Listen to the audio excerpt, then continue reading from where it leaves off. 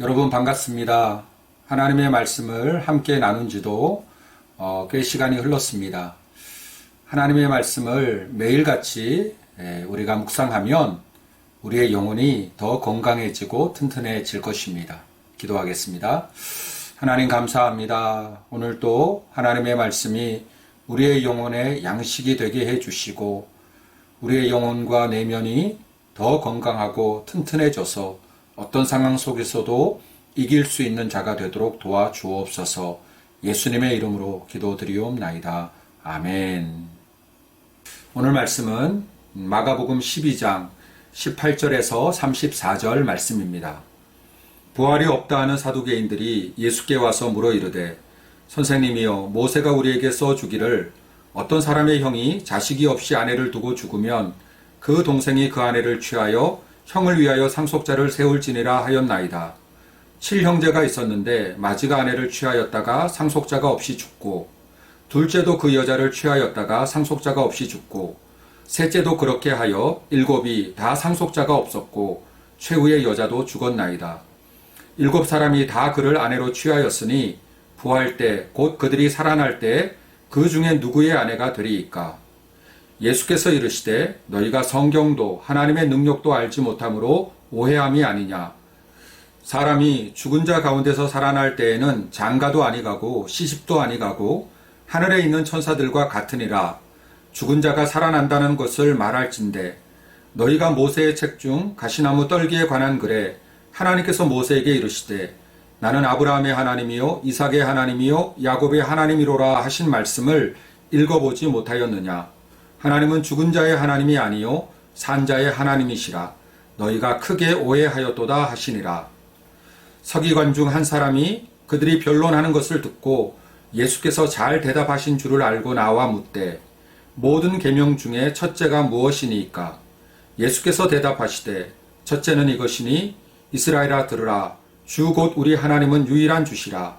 내 마음을 다하고 목숨을 다하고 뜻을 다하고 힘을 다하여 주 너의 하나님을 사랑하라 하신 것이요. 둘째는 이것이니 내 이웃을 내 자신과 같이 사랑하라 하신 것이라. 이보다 더 큰 계명이 없느니라. 서기관이 이르되 선생님이여 옳소이다. 하나님은 한 분이시요 그 외에 다른 이가 없다 하신 말씀이 참이니이다. 또 마음을 다하고 지혜를 다하고 힘을 다하여 하나님을 사랑하는 것과 또 이웃을 자기 자신과 같이 사랑하는 것이 전체로 드리는 모든 번제물과 기타 제물보다 나으니이다. 예수께서 그가 지혜 있게 대답함을 보시고 이르시되 내가 하나님의 나라에서 멀지 않도다 하시니 그 후에 감히 묻는 자가 없더라. 아멘. 여러분, 혹시 아보카도라는 과일을 아세요?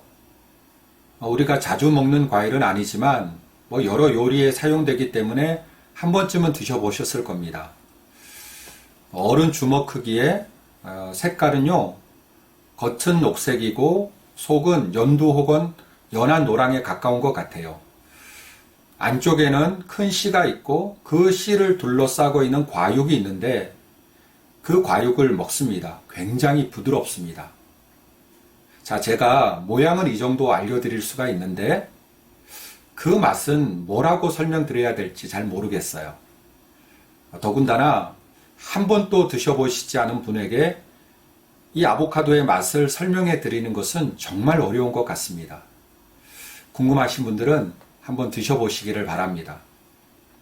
자, 여러분, 이처럼 우리가 무엇인가 경험해 보지 않은 것을 접했을 때 그것에 대해서 아무리 설명을 많이 듣는다 해도 다 이해할 수가 없죠. 우리 예수님께서 자신이 죽은 지 사흘 만에 부활하실 것에 대해서 여러 번 말씀을 해 주셨죠. 하지만 사람들은 그 부활이 무엇인지를 알 수가 없었어요. 게다가 부활은 절대 없다라고 주장하는 사람들도 있었습니다.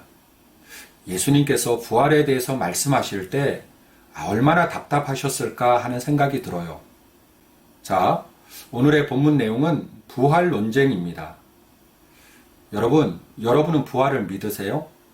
그렇다면 여러분들이 믿고 살아가는 그 부활 신앙이 현재 여러분의 삶에 어떤 의미인가요? 부활절이 다가오고 있습니다. 사도 바울은 부활신앙은 이 땅을 살아가는 성도들에게 승리를 가져다 준다고 했죠. 본문을 묵상하시면서 여러분이 부활에 대한 확신과 믿음이 더 굳세어졌으면 좋겠습니다. 더 나아가 때로는 힘들고 어려운 이 세상을 살아가고 있지만 우리에게 있는 이 부활신앙이 가져다 줄 참 승리를 소망하는 여러분들이 되셨으면 좋겠습니다. 자, 하나님의 아들로 이 땅에 오신 예수님, 예수님의 빛이 비춰지는 곳마다 회개와 치유와 회복이 일어났습니다. 하지만 어두움은 그 빛을 싫어했죠. 어떻게 해서든 우리 예수님을 끌어내리고 예수님을 죽이고자 하는 시도를 합니다. 조그마한 꽃들이라도 잡아서 예수님을 공경에 빠뜨리려고 했고요. 자신들이 의도하는 대로 예수님을 제거해 버리려고 시도했죠. 자, 우리 예수님 십자가를 향해 나아가시면서 불의와 조금도 타협하거나 거래하지 않으셨죠. 예수님을 공경에 빠뜨리고자 던지는 여러 가지 질문들을 오히려 역이용하셔서 악한 자들의 의도를 드러내시고 동시에 하나님 나라의 진리를 더욱 선명하고 분명하게 드러내시는 것을 볼 수가 있습니다. 자, 여러분, 본문에는 사두개인이 등장합니다. 사두개인에 대한 선이해가 좀 필요해요. 사두개인들은 예수님 당시에 바리새인들과 더불어서 유대인들에게 종교적으로 아주 많은 영향력을 끼쳤던 자들입니다. 사두개인들은 창세기부터 신명기, 그러니까 모세 오경만이 참 성경이라고 주장해요. 그래서 모세 오경만이 진리이기 때문에 절대로 해석하거나 첨삭할 수 없다라고 주장을 합니다. 신앙적으로 볼 때는 굉장히 보수적이고 근본주의자들이었던 거죠. 이 사두개인들이 주장하는 것이 여러 가지 있지만 가장 두드러진 것이 바로 부활에 관한 것이죠. 이들은 부활은 절대 없다라고 주장했습니다. 자, 여러분, 이 사두개인들이 왜 부활이 없다라고 주장하는지 그 근거를 한번 보실까요? 이 사두개인들은 모세오경에 나오는 결혼법을 먼저 이야기를 하죠. 신명기 25장에 보면 이런 내용이 있습니다. 조금 쉽게 설명을 드리자면 형제들이 여럿 있는 집에서 형이 결혼해서 살다가 아이가 없이 죽었어요. 그러면 그 나머지 형제들 중 하나가 형수를 아내로 맞이해서 후대를 잇게 하는 결혼법이죠. 이것을 가리켜서 형사취수혼 제도라고 해요. 자, 여러분, 사두개인들이 이걸 가지고 어떻게 예수님을 코너로 몰아가는지 한번 볼까요? 굉장히 준비를 많이 한 것 같습니다. 이렇게 이야기해요. 7 형제가 있는데 첫째가 결혼해서 살다가 아이 없이 죽었어요. 그래서 둘째가 형수를 아내로 맞이해서 살았는데 또 아이 없이 죽었습니다. 이제 셋째가 그 형수를 아내로 맞이해서 살았는데 안타깝게도 셋째도 아이가 없이 죽고 말았어요. 그렇게 해서 그 막내까지 남겨진 형수를 아내로 삼아서 살았는데 결국은 아이가 없이 모두 다 죽고 말았습니다. 그리고 형수도 죽었어요. 자, 사두개인들이 만약에 부활이라는 게 있어서 다 살아나게 된다면 이 여자는 과연 누구의 아내가 되겠는가라는 거예요. 참 대답하기 어려운 질문이죠. 부활 자체를 경험하지 못하는 사람들에게 부활을 설명하는 것도 어려운데 아예 대놓고 부활을 믿지 않겠다라고 하는 이러한 자들에게 부활의 진리를 가르치시는 게 얼마나 어려웠을까요? 더군다나 이들은 눈에 불을 켜고 예수님을 책잡기 위해서 올가미를 놓고 있는 거거든요. 자, 우리 예수님께서 이 위기에서 어떻게 대답하셨을까요? 먼저 24절 말씀, 너희가 성경도 하나님의 능력도 알지 못함으로 오해함이 아니냐. 그저 자신의 경험 세계 속에서만 모든 것을 생각하고 판단하려고 하니까 생명의 주관자이신 하나님의 말씀도 하나님의 능력도 모를 수밖에 없다는 거죠. 사두개인들의 영적 무지를 드러내고 계십니다. 부활하면 죽기 전의 상태로 돌아가는 게 아니죠. 예수님은 부활하면 장가도 아니 가고 시집도 아니 가고 하늘에 있는 천사와 같이 될 것이라고 말씀해 주세요. 여기서 천사와 같이 된다는 것은 천사의 모습과 같이 된다는 게 아니고요. 천사에게는 결혼이 없죠. 마찬가지로 죽은 자가 부활을 한다 할지라도 죽기 전 육신의 상태처럼 결혼과 같은 것은 없다는 것을 강조하고 계시는 거예요. 자, 이러한 우리 예수님의 말씀을 가만히 놓고 보면 이 사두개인들의 주장들은 다 억지 부리는 거예요. 왜 이 사두개인들은 자신이 잘 알지도 못하면서 부활이 없다라고 억지 주장을 펼치는 것일까요? 이 사두개인들이 아주 보수적이고 근본적으로 하나님의 말씀을 잘 알고 잘 믿는 것처럼 보였어요. 그래서 사사건건 성경을 들이밀면서 자기의 주장을 펼치거든요. 하지만 정치적으로 볼 때에는 이들은 로마와 결탁되어 있는 사람들이었습니다. 우리나라도 일제강점기 때 친일을 하면서 자신의 기득권을 쥐고 부를 축적한 매국노들이 있었죠. 그들의 주장이 뭐였죠? 아니, 힘없는 다리를 부축해달라고 남에게 부탁하는 게 어떻게 나라를 팔아먹는 매국 행위냐라고 자신들의 친일을 합리화하는 주장을 했습니다. 나라 생각하는 것 같지만 결국 이들은 기회주의자밖에 되지 않았던 것이죠. 매국노의 대표주자로 잘 알려진 이완용은 자신이 죽으면서 아들에게 이렇게 유언했다고 하죠. 내가 보니까 앞으로 미국이 득세할 것 같으니까 너는 친미파가 되거라. 기회주의자의 단면을 잘 보여주고 있는 것입니다. 사두개인 마찬가지예요.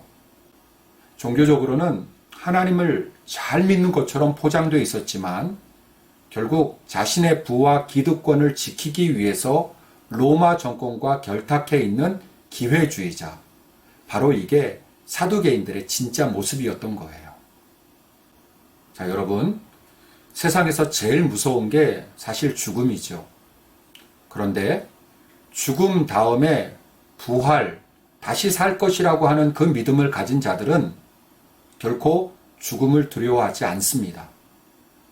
그러니 이 사두개인들의 입장에서는요, 부활에 대한 믿음을 가지고 죽음을 두려워하지 않고 새로운 시대, 새로운 질서를 향해서 나아가는 자들이 제일 싫었던 것이죠.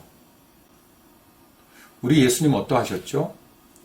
결코 불의와 거래하거나 타협하지 않으시죠. 두려워서 몸살이지 않으시고 하나님 나라, 우리 하나님께서 통치하실 새로운 나라, 새로운 질서를 위해서 십자가로 뚜벅뚜벅 걸어가셨습니다. 사두개인들은 그래서 예수님이 싫었던 거예요.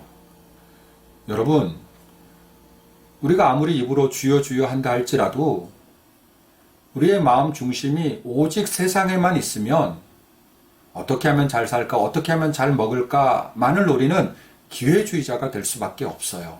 여러분의 중심은 어디에 있습니까? 자, 오늘 본문에서 우리 예수님은 참 부활신앙이 무엇인지를 일깨워주고 계세요. 예수님은 사두개인들이 그토록 신봉하는 모세오경, 특히 모세가 하나님께 부름받은 그 장면을 가지고 부활신앙이 무엇인지를 알려주십니다. 하나님은 모세를 부르시면서 나는 아브라함의 하나님, 이삭의 하나님, 야곱의 하나님이라고 하셨죠. 모세가 그 말씀을 들었을 당시 아브라함과 이삭과 야곱은 이미 죽은 사람들이었어요. 그런데 그 죽은 자들이 살아계신 하나님과 함께 있다는 것입니다.